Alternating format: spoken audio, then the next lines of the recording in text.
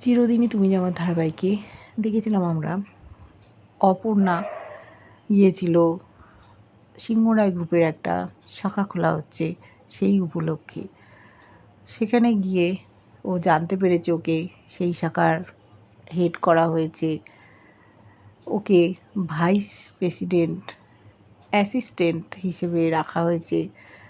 ও আর্যকে বলেছে অনেকেই খুশি না, অনেক সিনিয়র লোক আছে, বললো দেখো ওরা যে কাজগুলো করে তুমি কি তা করো?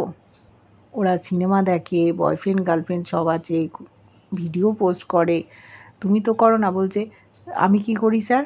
মনে মনে আর্য বলছে যে তুমি তোমার থেকে বেশি বয়সের বয়ফ্রেন্ড চাও।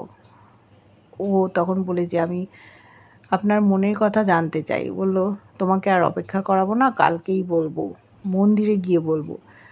এদিকে ওর মা বাবা এসেছিল, তারা খুব খুশি, বাড়ি পৌঁছে দিয়েছে মানসী। সে বুঝতে পারেনি অপর্ণা এত দুস্থ ঘরের মেয়ে, ওর সাথেই বিয়ে দেবে আর্যর। ও খুশি যে অপর্ণা ওর কম্পিটিটর হতে পারবে না।